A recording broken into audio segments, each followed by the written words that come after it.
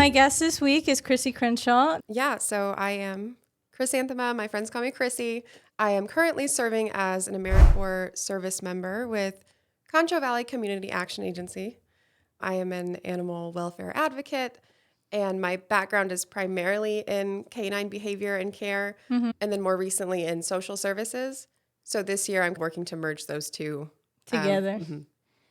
Okay. Give everybody a little bit of background, like what inspires you? How did you get involved with dogs, with animals? You can probably attest to this, but I think that rescue work or anything like that is just a bug. And once you get bitten, it never goes away. You're infected for life. I was bitten at a very, very young age. Where I grew up, I didn't have access to a ton of luxuries and things like that. I was very rural, very small Texas town, but we always had pets. When we didn't have very much else, we always had our dogs, and our dogs got me through some really rough times. And so then as I grew, that was always kind of in the back of my mind. I knew I was going to turn that into a profession somehow. I didn't really know what that looked like. And then in my younger 20 years, I discovered AmeriCorps and service and traveling. It's been a wild ride, but the past 6 or 7 years, I've been traveling the country, working at various kennels, rescue centers, shelters, pet supply stores, doggy daycares, training facilities. I mean, you name it. Dipping into everything, Yes. pretty much. Yes. And also volunteering for AmeriCorps, doing conservation and social work. So it's been really cool to see those two worlds kind of come together. You did something really cool. I saw K-San interviewed you, and you took a program which helps feed homeless animals, and you brought that here to San Angelo. Yes. Super exciting. Thank you for asking about that, because I would love to talk about that. It's called Feeding Pets of the Homeless. And that is a national program that you can volunteer, an organization can volunteer to become a donation site. I was checking out the map on their website, and Texas had a few on the right side over by Austin and all of that fun stuff. But our side was very empty. Actually, we had 0 donation sites. Wow. Feeding Pets of the Homeless is what it sounds like. It's not just stray animals. It is specifically geared towards pets who belong to individuals or families experiencing homelessness. So it is like one of the only national organizations that specifically caters to that population. That happens to coincide with the work that I'm doing with the Community Action Agency in San Angelo. Naturally, I reached out to them, and now we are officially a donation site. We have already been able to give over 70 pet care items to homeless neighbors or low-income families. Wow. It's been super great. So cool. Yeah. I love that you're doing that. How can the community, how can they get involved with that if they want to donate? If you go to our Facebook page, that's Concho Valley Community Action Agency. I know it's a mouthful. I'm so sorry. Say that 5 times fast. CVCAA is what we call it, where I go kavaka in my head. But yes, we'll have the approved donation list, because there are some items we're not accepting that require training to use.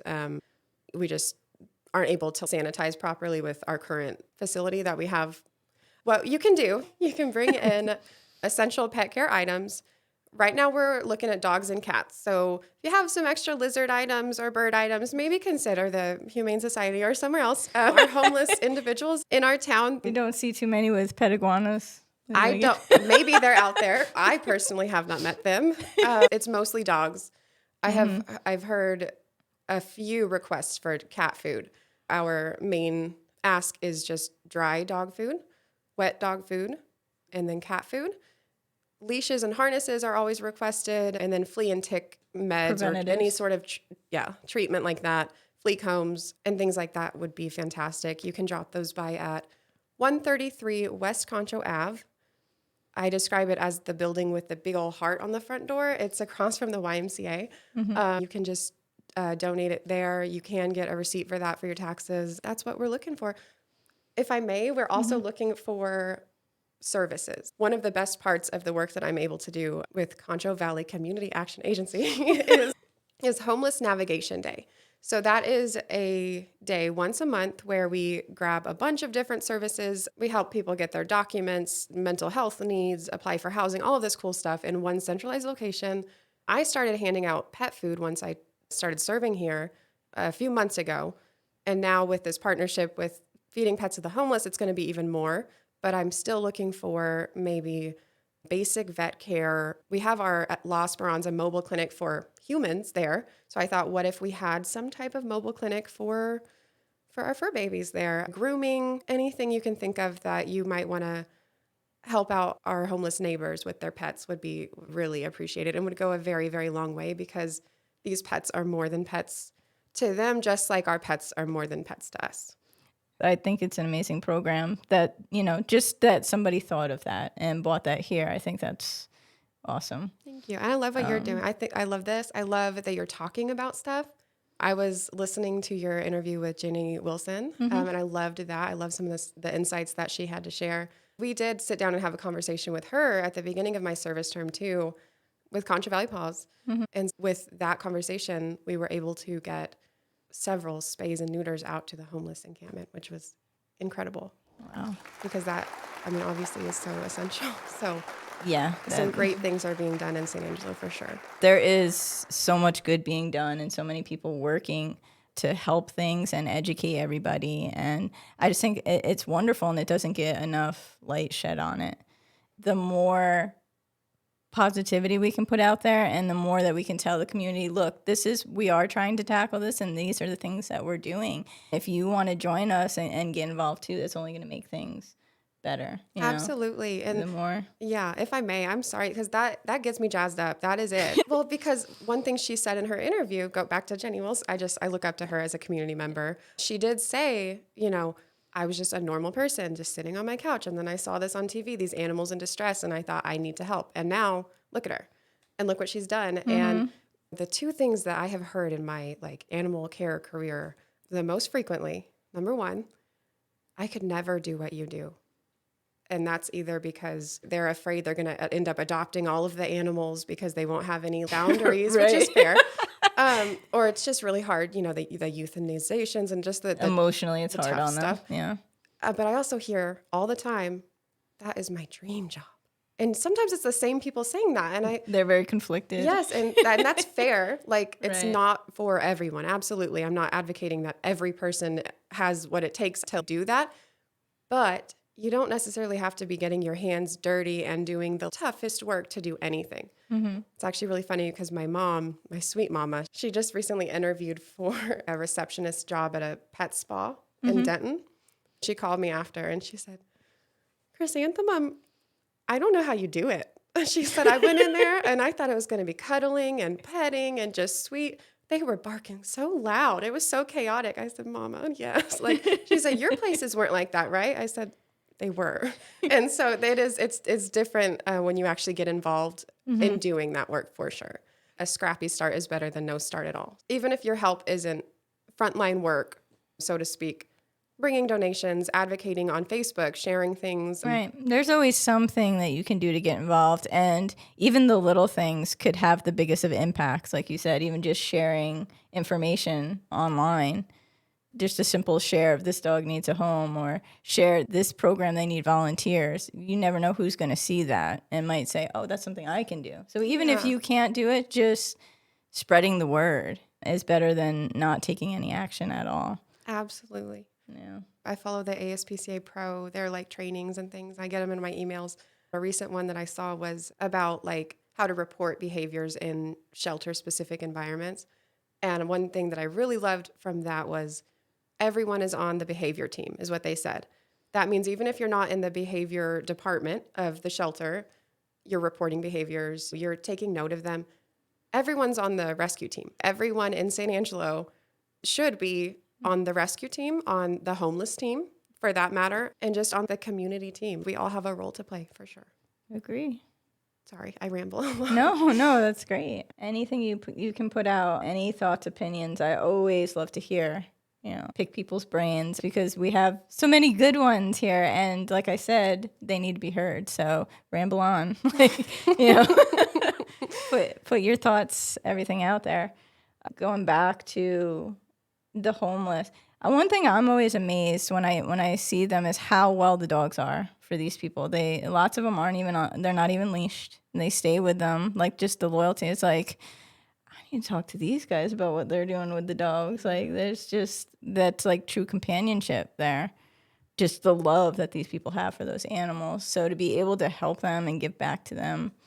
And I know all the stigmas that come with homelessness. Some of these people, that it's something that's out of their control, and maybe they have a mental illness or something's going on. It's not always like, oh, this person's too lazy to go out. Why don't they just get a job next door? You deal with this every day. I'm sure you could shed more. I could, and insight. that is a can of worms. What I will say is that something we have run into for sure is that people have chosen to live on the streets and to sleep in cars, places not meant for human habitation, because they have pets. That's the thing that happens, because they can't find an apartment that There's they can a lot afford, of them that don't allow to. or because maybe the temporary shelters that we do have at some point did not allow their pets inside.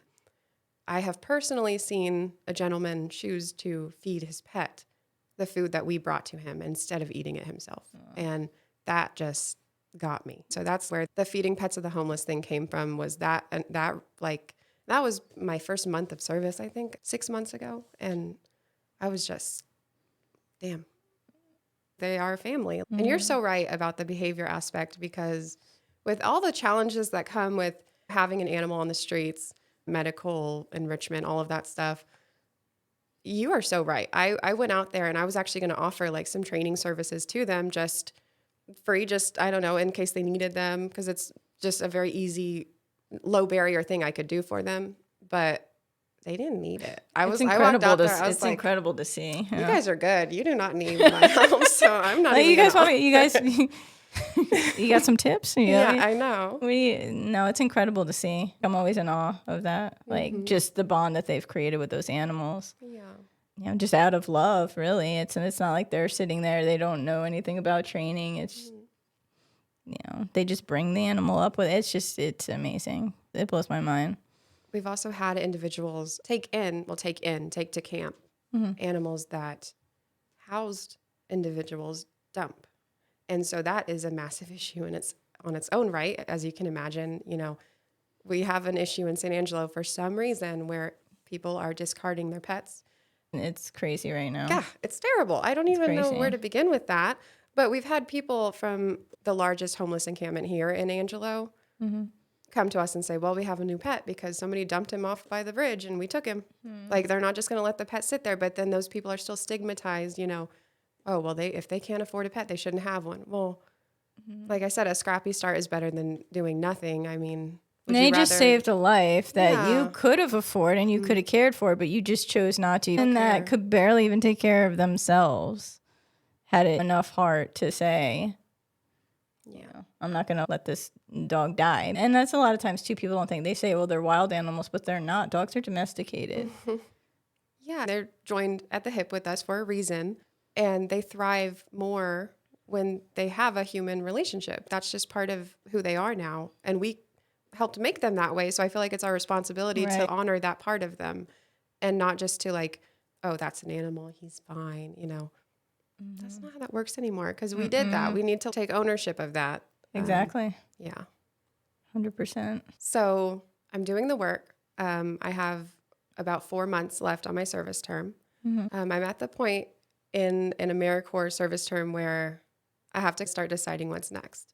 And so I've started to look at options. Like, I want to make this program sustainable in San Angelo. That's my first goal. And then, of course, doing my mission here, which is to help them develop their homeless program for the Concho Valley.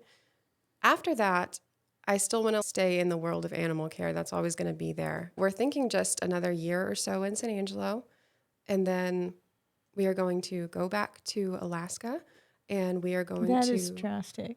Yes.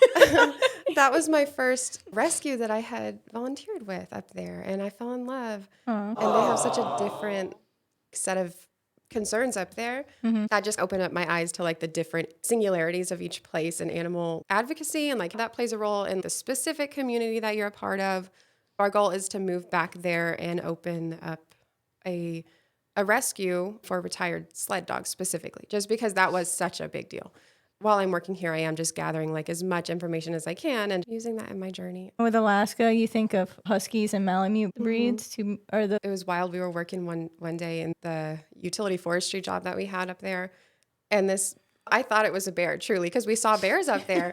And I heard just clomp, clomp, clomp, running at us.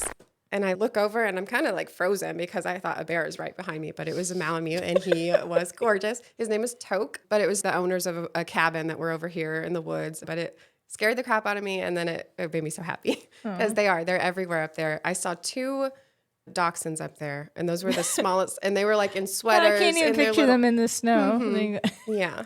So it's very different up there. And then I learned like in Idaho, it's a bunch of labs, a bunch of doodles, collies, working breeds and things like that. And then over in New Jersey, it was all poodles and pom-poms and just, it would almost seem like a fashion show up there. Right. Yeah. I'm from New York, so I get it. I worked over at a place called the Dog Spa and I just loved it because half the time these luxurious owners would come in and they'd have like their matching dog with their matching, it was to die for. It's crazy the difference every area has, the mentalities and how they view their pets. Sometimes it's a culture shock going in from one to another.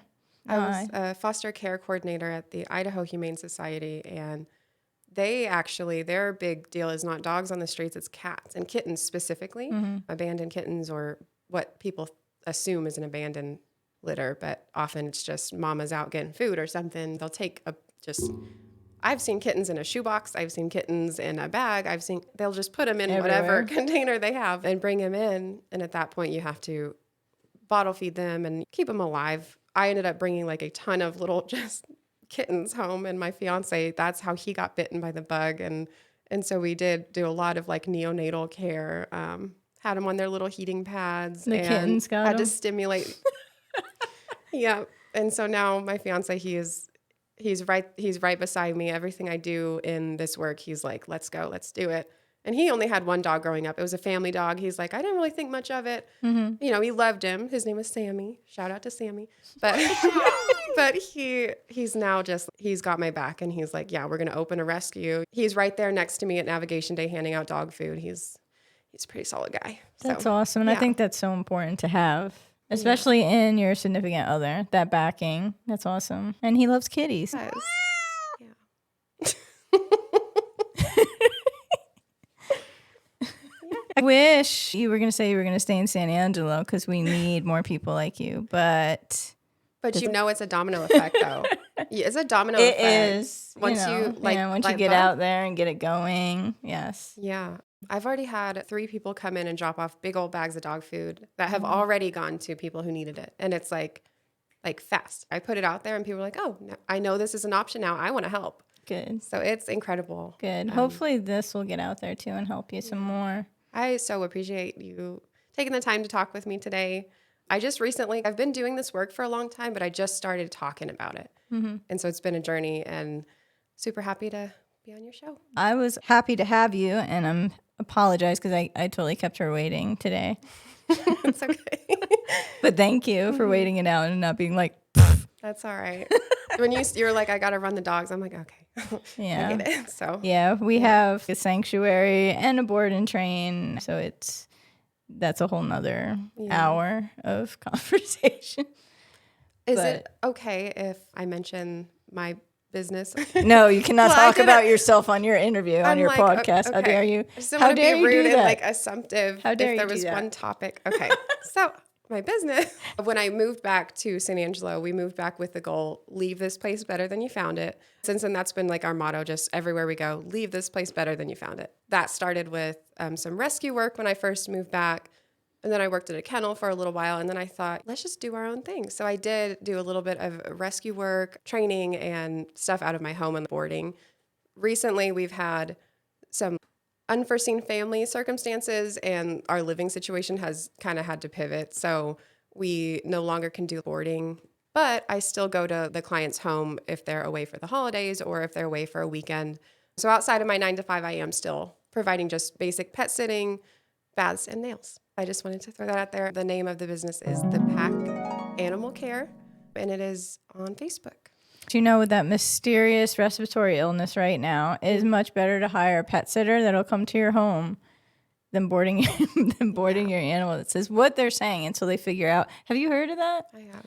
They In have Idaho, no they're- clue like what's Yeah. going on. I'm still following the kennels I used to work for up there, and I get their emails and stuff, and they're very much like, I mean, some of them you can tell are hurting from it for obvious reasons. Like everyone's saying, keep your dogs at home. And then some are like, we're taking our dogs here because they have seriously upped their disinfecting and rescue spray and just, cleaning everything. So yeah, it's kind of scary though.